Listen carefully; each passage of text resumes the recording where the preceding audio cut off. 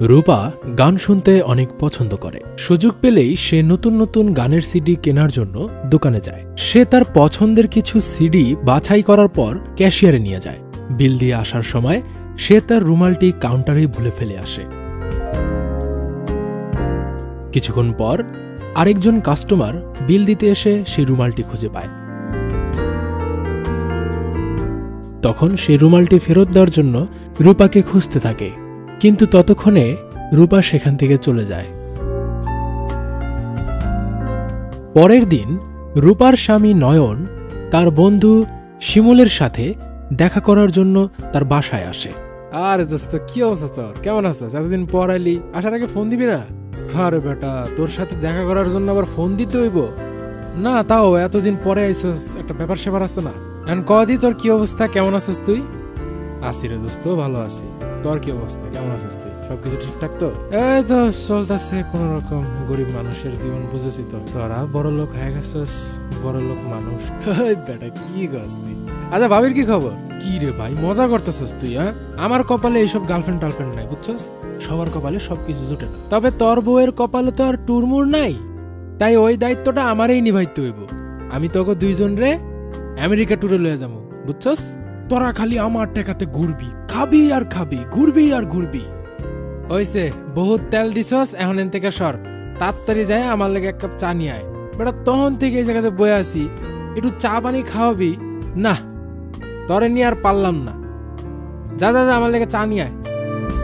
নয়নের বন্ধু তখন চা আনতে যায়, আর ঠিক ওই মুহূর্তে নয়ন লক্ষ্য করে একটা রুমাল।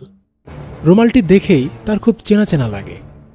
সে তখন ভালোভাবে রুমালটি দেখতে থাকে। সে একটু অবাক হয়ে যায়। সে ভাবে, কি ব্যাপার, এই রুমালটা তো আমি রূপাকে দিয়েছিলাম, এটা তাহলে এখানে কেন? ব্যাপারটা নয়ন মোটেই মানতে পারে না। সে উঠে তার বন্ধুর বাসা থেকে তখনই বের হয়ে চলে আসে। বাসায় এসেই, এটা কি? আরে, এটা তো আমার রুমাল, কোথায় যে হারিয়ে ফেলেছিলাম। কোথায় পেলে এটা? এটা তো তোমার ভালো জানার কথা।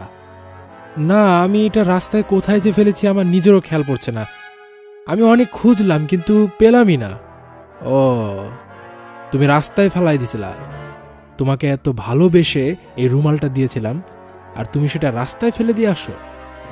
না সত্যি, আমি অনেক খুঁজছিলাম কিন্তু আমি পেলামই না। কোথায় যেটা হারাই গেছিল? তা বললা না তুমি কোথায় পাইছো এটা? কোথায় এটা খুঁজে পেয়েছি এটা তো আমার থেকে তোমার ভালো জানার কথা।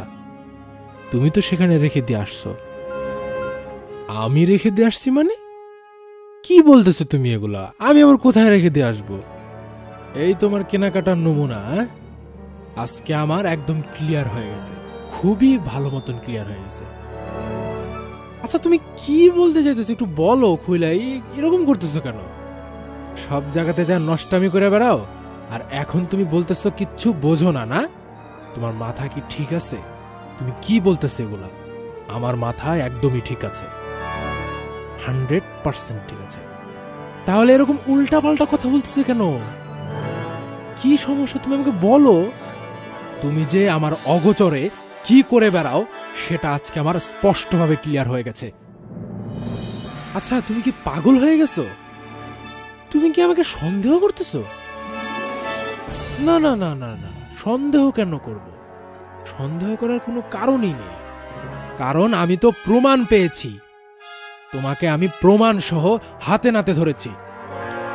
আচ্ছা, তুমি এমন করতেছো কেন? কি হয়েছে তুমি আমাকে একটু খুলে বলো। তোমাকে খুলে বলে তো আমার কোনো আর লাভ নেই, কারণ এসব খোলাখুলির অভ্যাস তো তোমার। ছি, নিজের বউয়ের সম্পর্কে কেউ এভাবে বলে? যা সত্য তাই বললাম, কোনো মিথ্যা কিছু বলিনি। আচ্ছা, বুঝলাম তুমি আমাকে নিয়ে সন্দেহ করছো। এখন তো বলো, এই রুমালটা তুমি কোথা থেকে পেলে? এই, তোমার সাথে শিমুলের কি সম্পর্ক বলো? ওর সাথে আবার আমার কি সম্পর্ক থাকবে? ওইটা তো তোমার ভালো জানার কথা। আরে নাইস, তোমার বন্ধু, আমার সাথে কি সম্পর্ক থাকবে? তোমার বন্ধু বন্ধু হিসেবে ও এই বাসাতে আসে, এই পর্যন্তই। এই বিষয় নিয়ে তুমি এত রিয়েক্ট করতেছো কেন? আর তাছাড়া ওর সাথে এক সপ্তাহ ধরে আমার দেখাই হয়নি।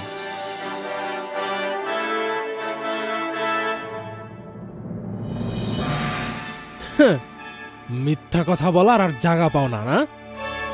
তোমরা প্রতিদিন দেখা করো, প্রতিদিন তোমরা ডেটে যাও। আচ্ছা, আমি ওর সাথে দেখা করি আর আমি জানি না? এটা হইল কিছু? তুমি ওর মেসে যাও কেন? আজব কথা, আমি ওর মেসে যাব কেন? তাহলে এই রুমালটা আসলো কিভাবে? হায় আল্লাহ! আচ্ছা, তুমি এই রুমালটা কই থেকে পাইছো সেটা তো বলবো আমাকে। ওর মেসে থেকে আমি রুমালটা পেয়েছি। ওর মেসে রুমাল? এটা কিভাবে সম্ভব? ওর মেসে রুমাল কিভাবে থাকবে? নকশা করো না? এখন তুমি কিচ্ছু বোঝো না, একদম দুধে ধোয়া তুলসী পাতা, যেন ভাজা মাছটিও উল্টে খেতে জানে। দাঁড়াও, তোমার ব্যবস্থা করতেছি। এই বলেই নয়ন তার মোবাইল বের করে শিমুলকে ফোন দিল। এই, তুমি কাকে ফোন দিচ্ছ? আরে কাকে ফোন দিচ্ছ বলো আমাকে।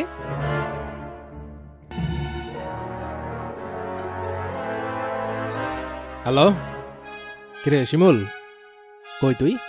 তুই কোন জায়গাতে সেটা জিজ্ঞাসা করছি। যে জায়গাতে আসস ওই জায়গা থেকে তাড়াতাড়ি করে এক্ষুনি আমার বাসায় আসবি। তোর জন্য বিশাল একটা সারপ্রাইজ আমি রেডি করে রাখছি। তোর না গার্লফ্রেন্ড নাই, বিয়া করতে হইব, তোর লেগে বউ রেডি করছি। বউ বউ তাড়াতাড়ি করে আমার বাসায় এসে পড়ে, এক্ষুনি এক্ষুনি আসবি। এটা তুমি কি বললা? তোমার সাথে আজকে থেকে আমার আর কোনো সম্পর্ক নাই। তুমি ভুল বুঝে আমার সাথে এরকম করতেছো। এভাবেই তাদের বাকবিতণ্ডা চলতে থাকে। একটি পর্যায়ে শিমুল এসে সেখানে হাজির হয়। কিরে, তুই এরকম ভাবে ফোন দিলে আমারে? কি হয়েছে? কোনো সমস্যা হয়েছে নাকি তোর? না না না না, কোনো সমস্যা হয় নাই, কিন্তু তুই এত দেরি করলি কে?